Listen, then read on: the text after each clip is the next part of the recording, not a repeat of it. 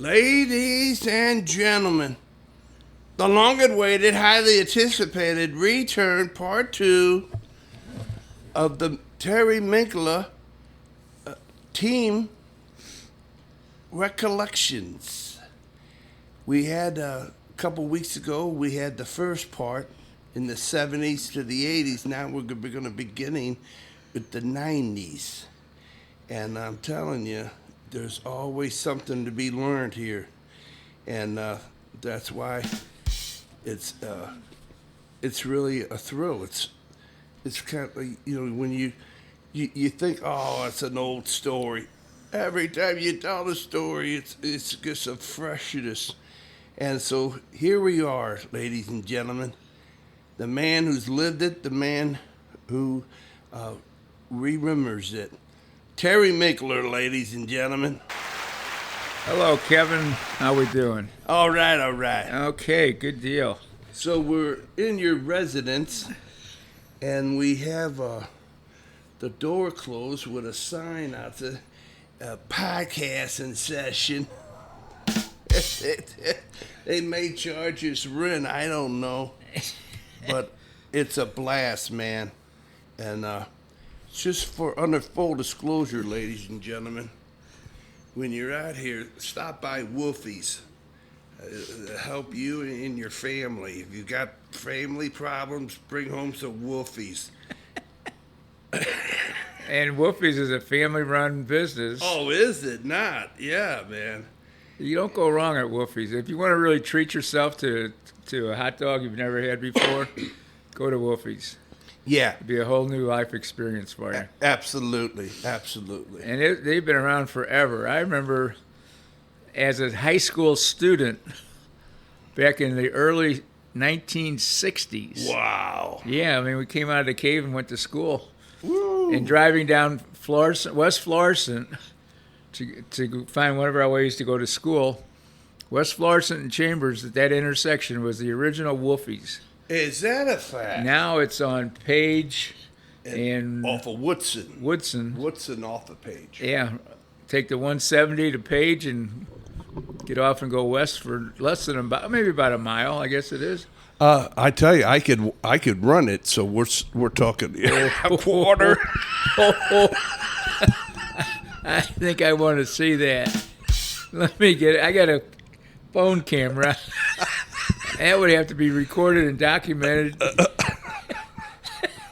Place your bets, ladies and gentlemen, right now. Yeah. Place your bets. The big boy said he could make it. How many Wolfies would we provide for him if he made it? What would be the incentive? Wow. I mean, he's always good for 2 Wolfies anyway, so. There you go. That is a challenge to be taken, I tell you. All right. So the whole story is that Tom Heidemann developed a celebration of all the teams and players that you coach. Tom Hamelman. That's who I meant to say. Tom. You was talking Tom Heineman. Yes. I'm wondering how that worked out. Tom Heineman's a former player. Yeah. Current assistant coach with the Chicago Fire in the MLS. And man, but it's Tom Hamelman. Hamelman. Give kudos to Tom Hamelman. Amen. If you're listening, Tom, we got it right. Yeah. He's top of the line. Anyway, he really developed a great thing, along with Colonel Mike. Yep, Conan, yeah. Mike Conan. Mike Conan, man. There's a story there, ladies and gentlemen. CBC has a slogan, Men for Tomorrow, Brothers for Life. And I can talk firsthand on 2 personal experiences where the Brothers for Life stepped up and came forward. So about a year ago, they had a trivia night in my behalf to help offset some of my expenses. And it was an incredible night and tons of people. I was extremely appreciative of the opportunity and the fact they pulled it off so successfully. Everybody had a good time, and it was great seeing a lot of people that I knew from years gone by. And then this year, Tom Hamelman steps up and says, somebody needs to do something about it, and it looks like it's going to be me. So he took this whole celebration night upon himself. And a number of times I asked him if he needed some help, I could try and provide him some help. And he said, nope, I've always been a guy that does it myself. I'll do it my way, do it on my own, and I'll get it done. And sure enough, he did. So full credit, everybody. Tom Hamelman. Yes. I believe it's 64. Class of 64, correct. And just a jewel of a person, man. I mean, hats off. So anyway, and then Colonel Mike, this guy, holy cow, you would think, Jesus, is he a taxi driver? What does he do for a living? Kevin says, Colonel, when this class of 64 with Joel Delpha, Mike Conan, and Tom Hamelman, and a number of others, and they actually went so far as to get a set of T-shirts, fluorescent yellow shirts that stood out anywhere they went. It had the CBC soccer logo on it. They had the class of 64 plastered on the back of it. It looked like a billboard. But they would show up regularly at games, and they'd sit together in their little group. And were very, very supportive. And they did this over the last 3 or 4 or 5 years. It was really something special. And I was a class of 65, so it wasn't necessarily that it was my class that was supporting my teams. It was a class above me that just wanted to do it, just that kind of guy. Right? Kevin talks about Colonel Mike. It's an interesting side story. Mike Conan, I didn't know him very well in school. I mean, we were a year apart. I don't think we had any shared activities. And just the impression that he gave me when he came out to games was, I thought, this guy must have been a cadet colonel. I mean, seemed like he had a lot going on for him. And I was half right. He was a colonel, but not a CBC cadet colonel. I think his rank at CBC when he graduated was maybe in the sergeant range. But he joined the Air Force, and he was a colonel in the Air Force. He was a real live, honest-to-God colonel. So he upped his game, and I was half right. Like I said, I thought he was a colonel, but I was way, way wrong on the level of the colonel that he was. He flew jets and big-time stuff. I mean, he had a whole interesting career. Yeah, yeah. I mean, just jaw-dropping missions that he was on. Did you say, wow, man, survived that? Holy cow. Yeah, he should write a book on his adventures, couldn't he? Boom. Yeah, it'd be a good book. And then the guy from that town in Peoria. Oh, yeah, Dick Foster. Yeah. He came in from Quincy. Yeah. Oh, is that Quincy. What it was? I got it all. Yeah, Dick was in the class of 64. Terry Carpel was in there. My buddy Mike Morrell, who recently passed away, he was in that class. Yeah. Was Dunphy?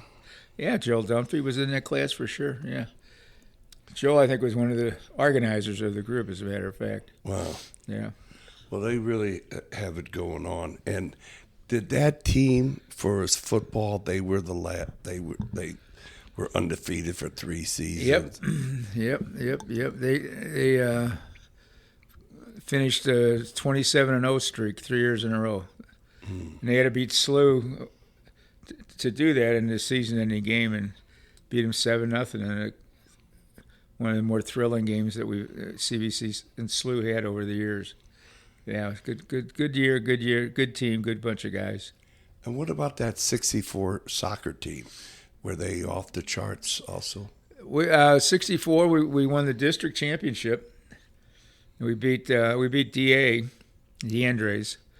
At Fairgrounds Park, which is basically their home field. Yeah. And we beat them with 2 goals from our guy, Rich Nelke, who lived and grew up in that neighborhood. Yeah. Hung out with all the DeAndres kids. Every bit of them. He got the better of them on that day. He got 2 goals. We won 2-1. Wow. Well, was one of the years, is the 63 the last undefeated team? 1960. Undefeated, untied, 30-0-0. There was another 30-0, or another team that didn't lose a game, but they had a tie.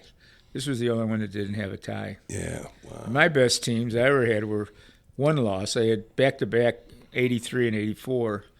23-1, 24-1, but I didn't have a 0. Never got a 0. Wow.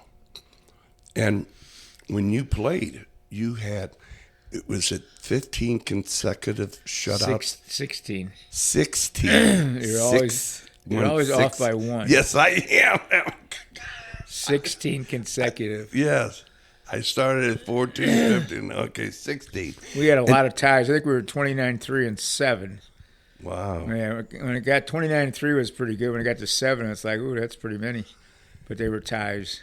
Well, what about the deal? Was that consecutive with 2 years, or was it all 15 consecutive? Oh, all in one season. Oh, thank you. All in one season. All right. Yeah, for sure. Because that even gets unbelievable right. more. Yeah, right. One season.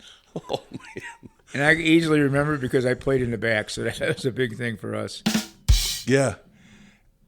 Well, under full disclosure, can you give us what happened? Were you already graduated when they scored the? Well, no, you were on the when they scored the first goal. What was that about? They scored the first goal. Against us that year? Yeah. Yeah, no, I don't remember. I tried to forget it, I guess. Okay. I did a good job forgetting it. All right. Yes, you did. And you make a Hall of Memory. Oh, you got the famous. Now you got me. I may have to look that one up. Okay. I hope it was a good goal, not a crappy goal. Yeah, you never know about these things. Wow. Okay. So here we are at the project at hand. You're going to. In a 3-2-1 situation, we're going to lay it over to you, and you're going to be the guy to talk about from the 1990. And then I don't know if is that the time when the story is that you asked Coach Belcher, "Hey, what is it?" That was 80. That was 83. Okay. But so now you're there at 90. You've had this 80 run that is unbelievable, and you heard it here on Wales Certified the other day. The Daryl Duran played on a magnificent team, and they just came up short. They couldn't get that championship, and they still kind of like, wow, coulda, woulda, shoulda, But man, what a career those 80s had, huh? For Daryl Duran, who's experienced so much in his soccer career over all the years as a player, as a coach, to say that his only regret was not winning the championship his senior year, I couldn't believe it. And he said, that's monumental. I mean, that's just unbelievable. And we lost to Vianney in the final that year. And I still remember, and I just sent him a congratulatory text, telling him what a great job he did on your podcast interview, and especially how humble he is and was in that interview. But I sent him a text saying, I still remember that midnight call, the night we lost, how upset you were about it and apologizing for not being able to win. Wow. Yeah, I still remember that. It was really special. But you get special things from special people, and yeah, it just validates how special he is and was and still is. Okay, here it comes. You ready? 3, 2, 1, go. 3, 2, 1, and we go to the 90s. The last time we did this, Kevin and I, we reviewed the teams in the eras from the 1970s and the 1980s. A quick recap tells us that the 70s was kind of a end of one era and a rough beginning in the second era. And the 70s in the society was a difficult time that followed the 60s, which was really a difficult time. A lot of turmoil, a lot of split in ideas and morals. We had the Vietnam era situation and a lot of resentment. It really divided the country. And we were an ROTC, a JROTC school up until the 70s, late 70s. So military was a mandatory part of the school curriculum. We all wore uniforms, and abided by a lot of military standards and whatnot. And so that during the Vietnam era, that really kind of impeded enrollment. I mean, our enrollment was getting seriously down. So when you lose enrollment, you lose some. Not only do you lose quantity, you lose quantity, you lose quality. So, we had good teams and good players. We didn't have enough. So we struggled through the mid-'70s. It wasn't until 78 and 79 that we actually rebounded and won a district championship. And that took us to the 80s. So we went from 78 and 79 on district championships, got to the Final Four. And then the 80s, we took off in the 80s. I mean, the 70s was kind of like a get ready to go, and the 80s was hit the ground running, because 80 and 81 were in the final. And 80, we lost to Vianney in both games. And 80, in all honesty, it was probably Vianney's game. They probably had a little bit more than we did that night. But 81 was the other way around. We had way more of the game. Could have, should have won, but didn't, unfortunately. But anyway. So the 80s, we start off, 1980s, we got a team that's 20 wins with 5 losses, 5 ties. And that team was led by Daryl Duran, Mike Menendez, Bob McCormick, great guys. Okay, so then we followed through the 83, 84, we win the championship. 85, we're 17 seconds away from it. 88, we rebounded with another championship. So we close out the 80s with a tremendous run. Unbelievable run. We had 3 championships, 83, 84, 88, and then a second in 85.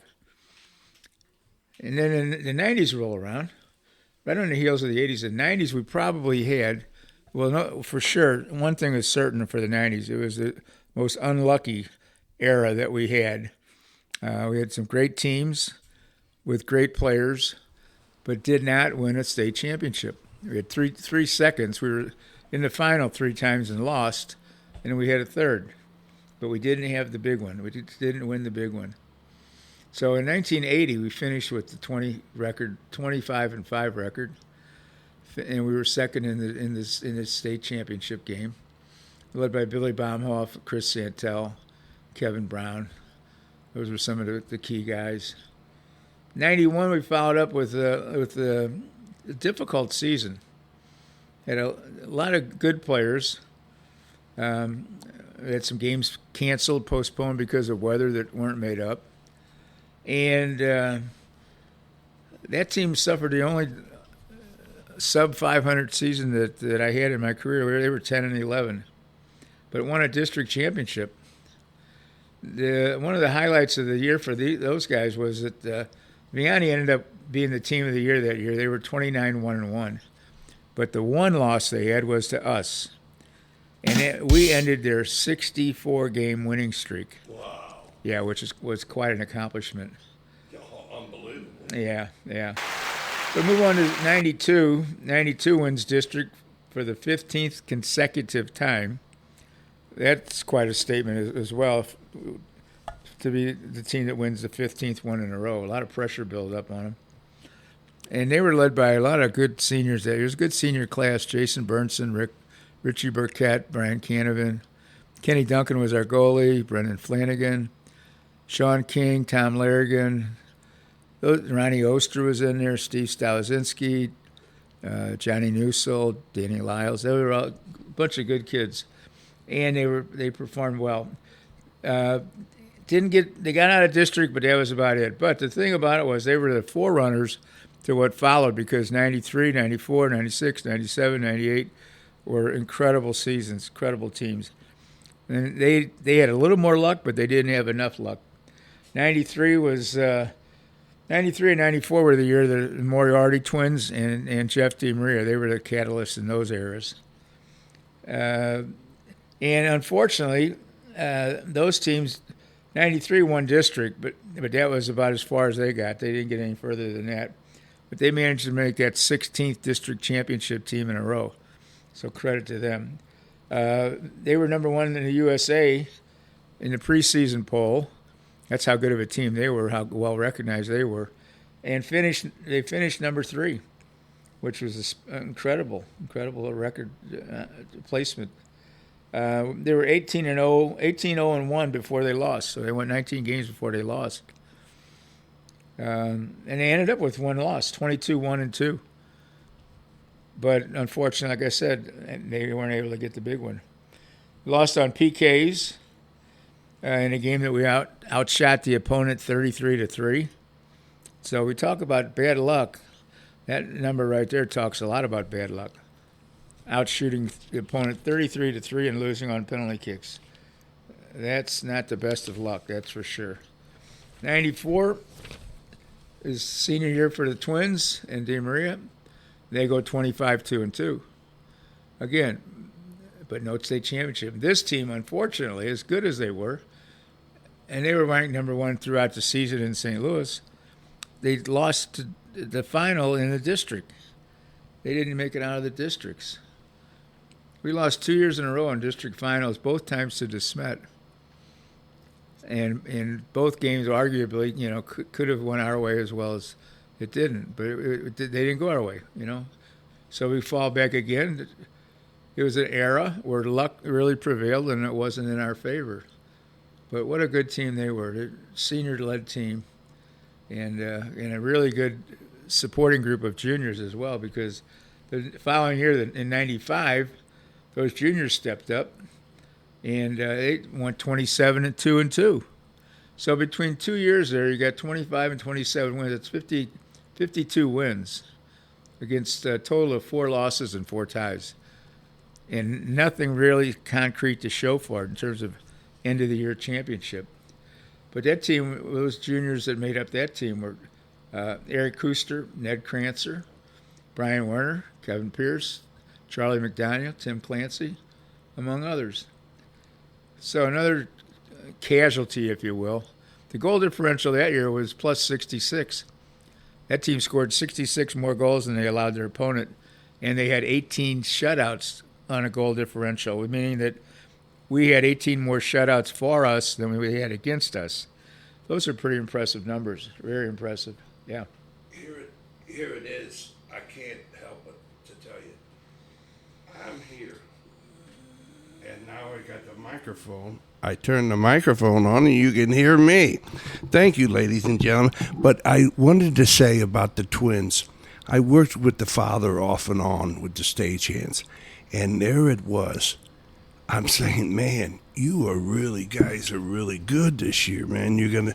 And he's saying, be quiet. You're going to give me a bad luck. Oh, man.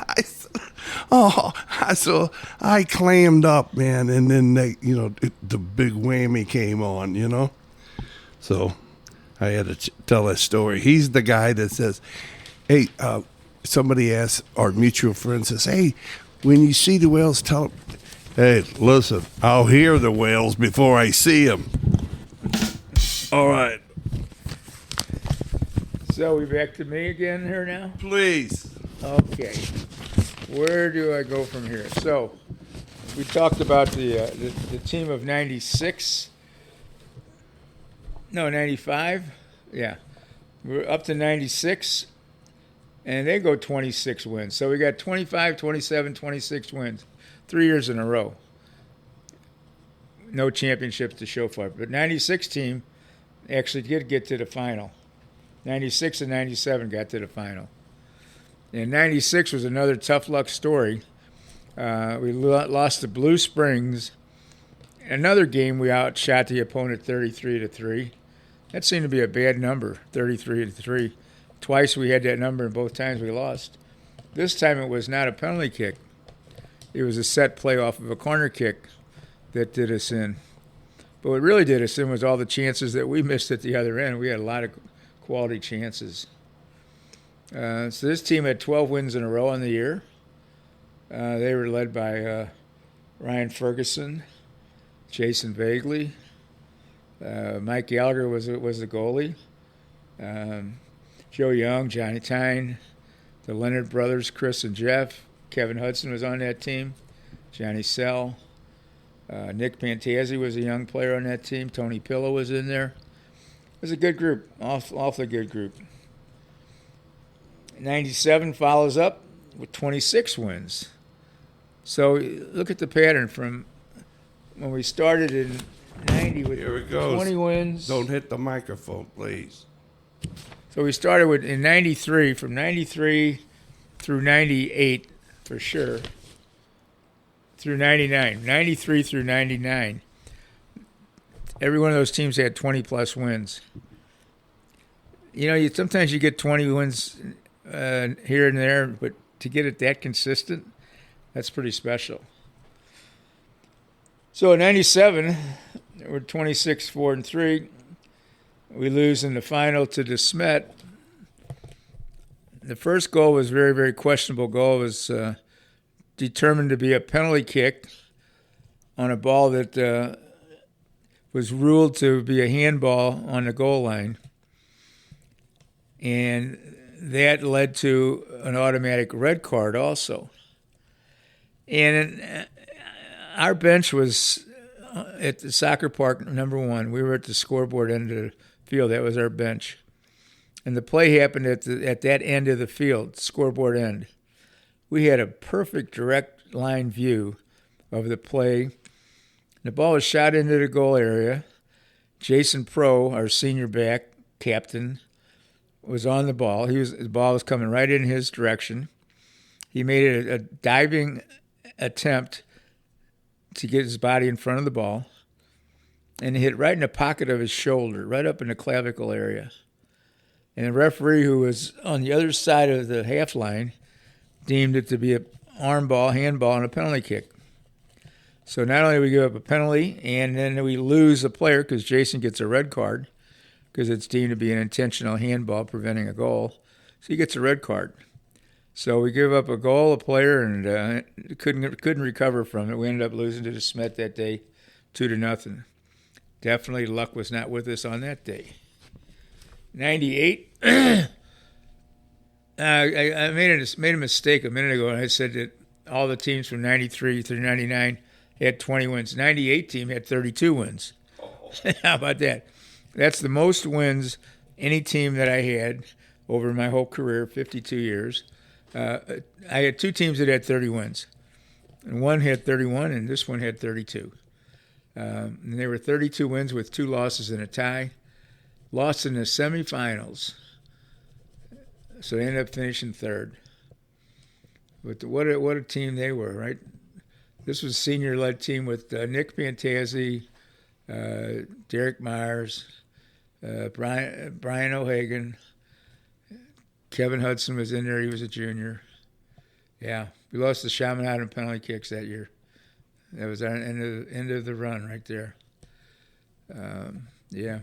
Stevie Jones, Herans, Kevin Corrigan. Great team. 99 closed out the 90s with 21 wins. And no district championship, though.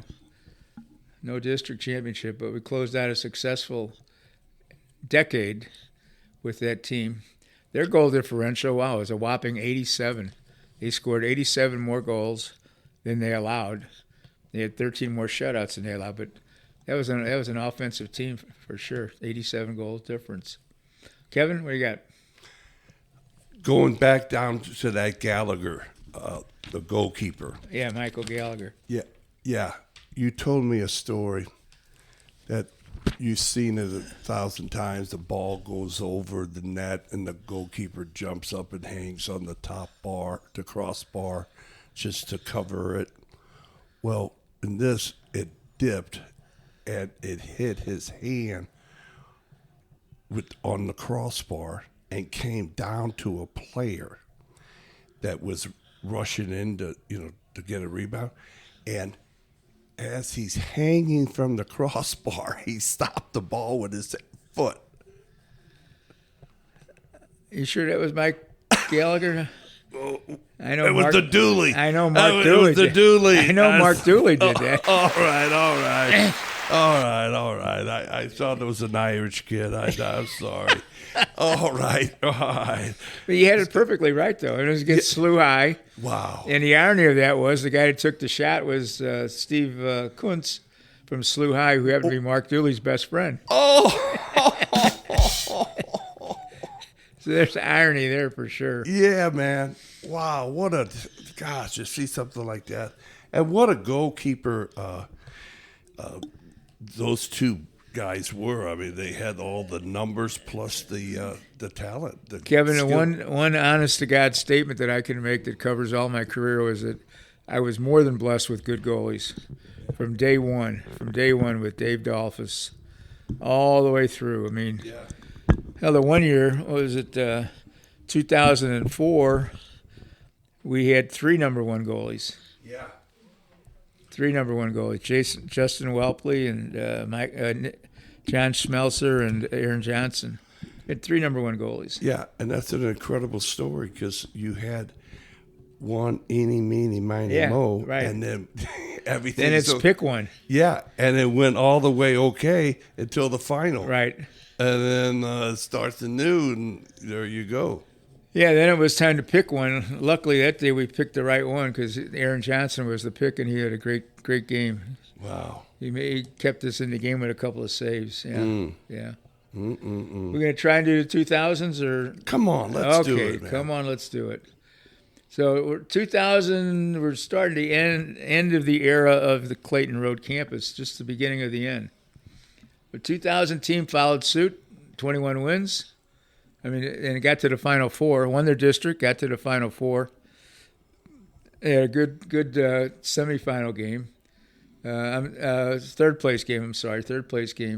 And they did well. 21 wins. The team in 01 was close, had 19 wins. Did not win a district, though. The 02 team, 15 wins. Again, no district. The 02 team actually, unfortunately, didn't have any kind of a championship. That was pretty unusual up at that point, not to have a championship. But it was also an era where we started 7 freshmen. We had a very, very young team. So the last season at the Clayton Road campus. The 02 season was the last one at Clayton Road campus. We had Brendan Gasparovic and Joe Turco, Evan Smith, Danny Burton, Greg Kaiser, Steve Davis, another one of our goalies. Those guys were the seniors on that team. 03, we're out at Town and Country. First season at Town and Country. Team opened up the new era with 25 wins. Did not win a district. Oh, look at this number. Goal differential for this team was 95.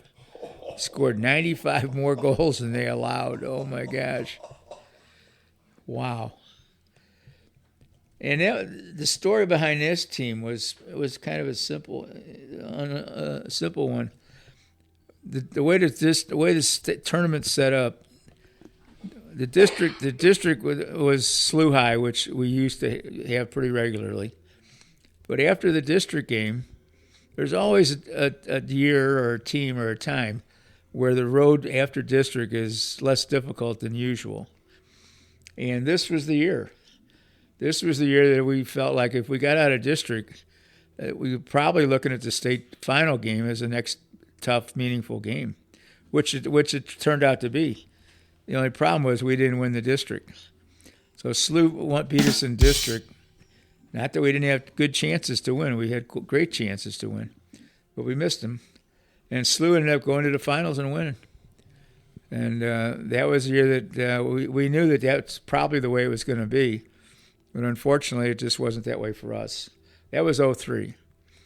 04 rolls around, and this is the second team to have 30 wins. They go 31 wins. 31, 2-1. And by all accounts, they would be considered the most successful team in my era, because not only did they have 31 wins, which was the second most, but they also won all 6 tournaments that they were in.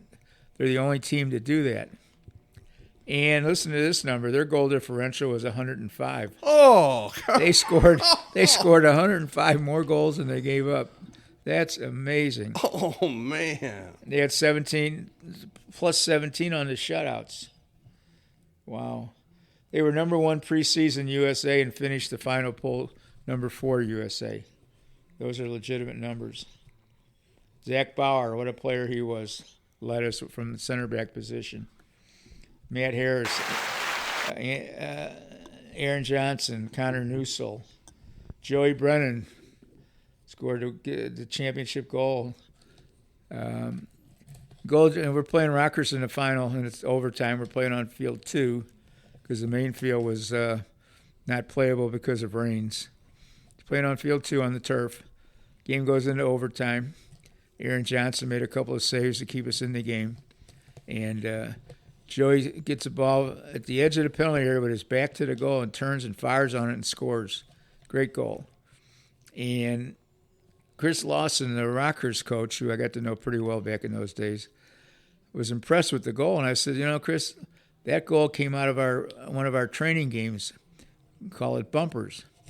And bumpers is a game where you play four against 4, and each 4 has 4 outside players, 2 on the sidelines, 2 next to the goal. And you play in like a double penalty area size. And it's just a shooting game is all it is. And we keep score. And we grade the goals, 1, 2, 3 points. 1 for average normal goal, 2 for above average, 3 for something special. And I kept chiding the guys all year. I said, we need to get a 4-pointer. Anybody got a 4-pointer goal for us? And we got through the whole training season without a 4-point goal.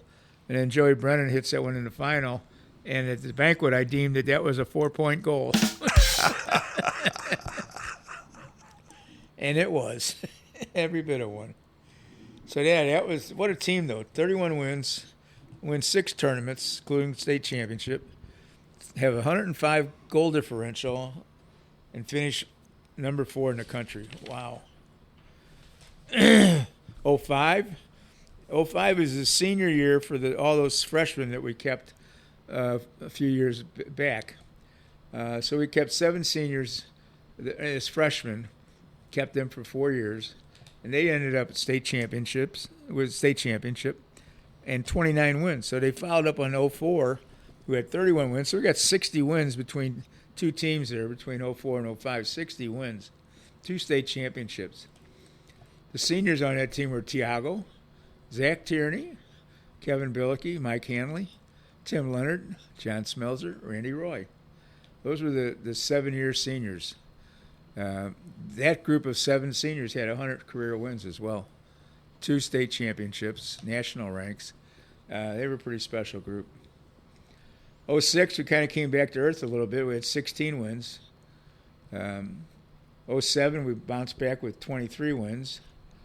That was a pretty balanced team. We had 9 seniors, 6 juniors, 3 sophomores, 2 freshmen. They won district. 06 did not win district. 07 won a district. Won MCC as well. 08, 23 wins. No district. For 2 weeks, they were ranked number 2 in the USA. It was a team of 15 seniors. 09, ranked number 5 on the all-time charts that I keep as I grade each year. They ranked number 5 on the charts. 26 wins. State championship. The final game that this team played at the soccer park against St. Louis U High, a team that had beaten us twice during the year. We played them in the state final for all the marbles. They'd beaten us twice. We had an incredibly well-played game. We met that morning. I still remember this. We met that morning at school to have a little meeting and talk about the game and get everybody's heads right. We decided on how we were going to play. We ended up playing a 3-4-3 because it lined up pretty well against how SLU played. Sam Carenza was incredibly effective playing in front of A.J. Cochran. They played a single striker. SLU played a 4-3-3. They played one striker. So we boxed that striker with A.J. Cochran behind him, Sam Carenza in front of him. Kid never saw the ball. Never saw the ball. Jake Bond scores the winning goal. the significance of Jake Bond scoring the winning goal is that Jake Bond's mother passed away in August, right during our tryout period. She had a battle with cancer, and the whole team went together to the wake and to the funeral mass, and then Jake becomes, the hero at the end of the year. And he said, I just felt my mom on my shoulder when I was going in on goal, tell me what to do, and I did it. So, wow, what a story that was. Wow. That was a tearjerker, that one. Yeah. So, yeah, we played in my favorite system, 3-4-3, which we never got to play a lot because it just didn't line up properly. We wore our checkerboard uniforms. We played in front of about 5,500 people. It's an incredible crowd. And we beat the team that had beaten us twice during the year. It was a pretty successful evening. Kevin, that just closed out the 2000s. Yeah. Let's leave the teens. Yeah. And our theme that year was the will of a champion. And when we had T-shirts printed up, we had the will of the champion on it, and they definitely did every bit of that. 2009, Austin Tierney was the leader. Drew Duncan was another one of our special goalies. Sean Kuster was part of that team. Sam Carenza, Matt Clarkin was our midfielder. A.J. Cochran was the center back. A.J. had a nice career at University of Wisconsin, and then played some pros in the MLS with Houston and played some USL as well. Quite a team. Kyle Malley was in there. Jake Bond, Mike Lee, Justin Bilyeu, little Vic Lombardo. Yeah, good bunch of guys. They came together well and made a really good team. A fun year with them and a very rewarding finish of the year.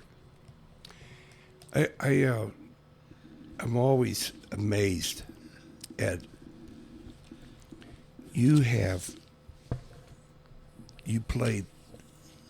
knew the father, you knew the son, and you know the grandson.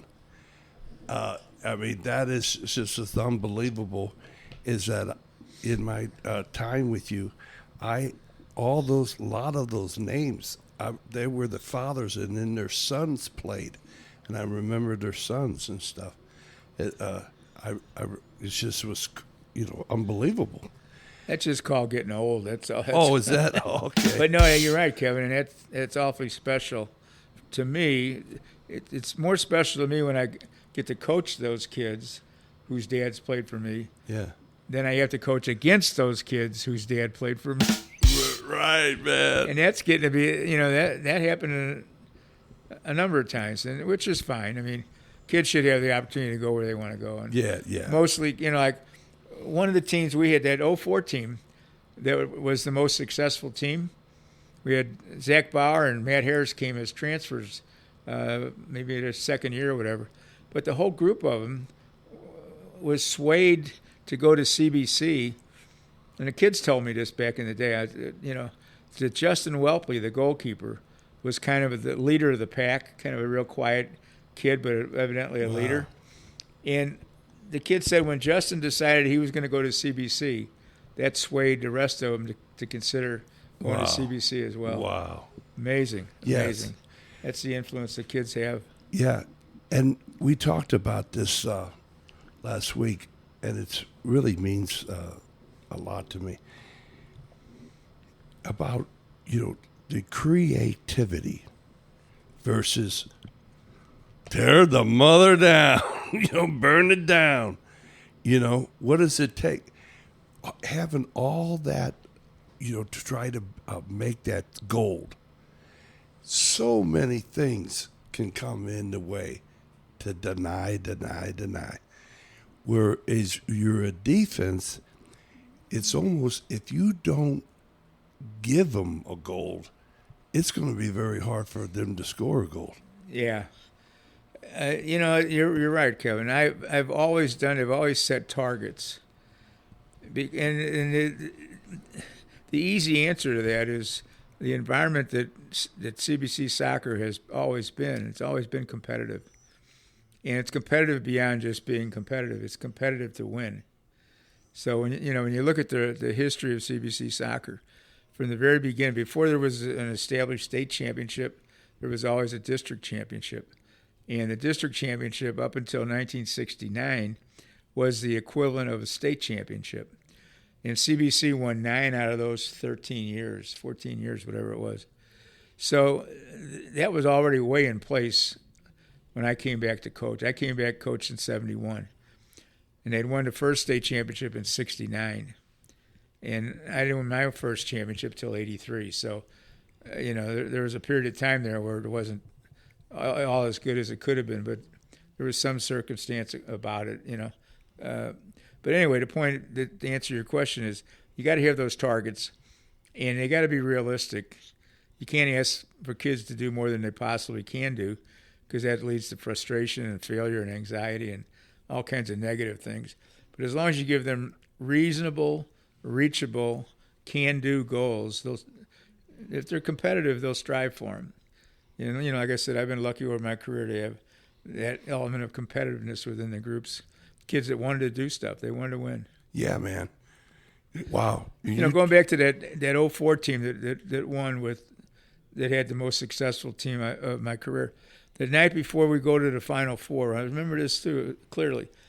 Practice at CBC, and it was mid-November, so you're past daylight savings, so it's getting dark sooner than usual. It's an overcast, misty evening. We're playing bumpers, and I said, let's play till 20 points. We got to 20, it was getting kind of dark. Kids said, no, let's go to 30. Go to 30. We ended up playing to 50. Oh, man. I couldn't, and we got 2 games to play in the following 2 days. I couldn't get them to pull off because they weren't satisfied until they got to a certain number. That was quite a story. And then the cherry on top was that the winning goal, the championship game came from the bumper game. Yeah. If we'd only played to 20 or 30, we might not have got that goal. If I didn't see it, I wouldn't have believed. Wouldn't believe it. But it is really true. No matter how you say it, plea it, it's nothing unless those boys have it in themselves. There's the 3 most important ingredients that I think, and I've had over the years, I think, is chemistry, buy-in, and luck. And you can't do much about any of those, really. Yeah. They all have to be internal. Yeah. Luck's what it is, but chemistry is huge. And chemistry comes from 2 things. It comes from good leaders, but more importantly, it comes from good followers. You can have good leaders, but if you don't have anybody following them, then leaders don't mean anything.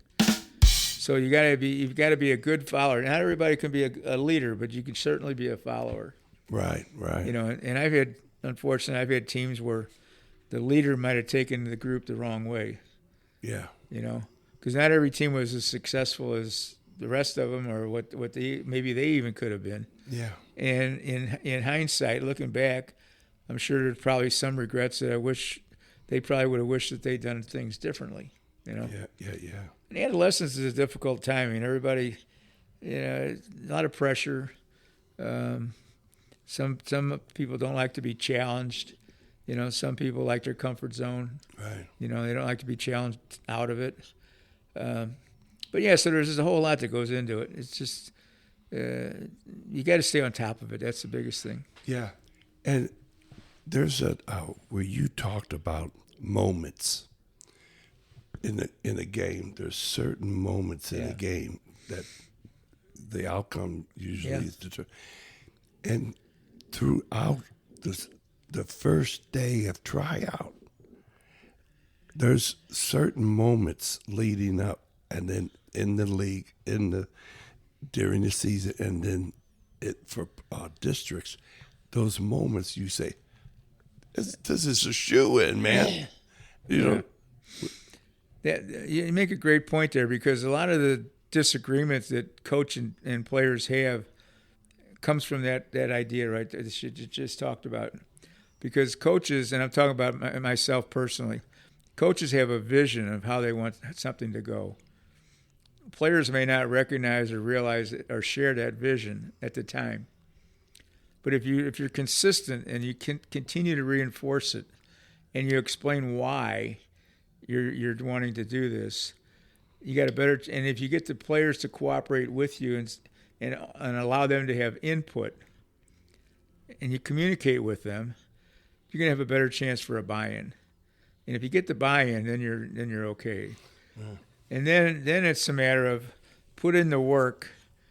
We had a slogan in that 014. I keep going back to the 014. They were pretty special. It was train and trust. Trust your training when it's going to matter the most. Yeah. So, our state final game comes down to overtime. Comes down, we need a goal. It comes right out of the bumper game, which was a training drill. Well, there you go. And so good luck to everybody this season. And the goalkeepers, when you're hot, baby, when you're hot, when you're on a good streak, goalkeepers are huge in your final analysis of everything, huh? Would you agree? Oh, I totally would agree.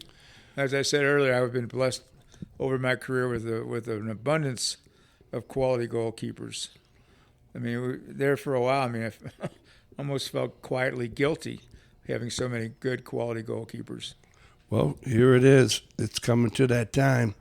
And what was a custom here is, hey, Terry, hey, Coach, whatever you want to say for as long as you want to say it for. Wait a minute. Whatever you want to say to who you ever want to say it to for as long as you want to say it for. I think I heard that before. All right, Kevin. My last closing comments will be directed to all the players over all the years that I was fortunate enough to share time with. And it was an honor and a privilege, and I sincerely mean that. When Tom Hamelman approached me about having that celebration, his intention was that it was to be about honoring me. And I said, I won't do that. If we can do it so that I can honor the players, I'll do it. If you want to do something else along the way, as long as I can have my moment to honor the players, I'll allow it, okay?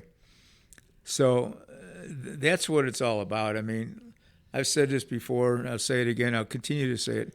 The last time I scored a goal for CBC was 1965. 1965. I didn't score one goal the whole time I was coaching. Goals win games.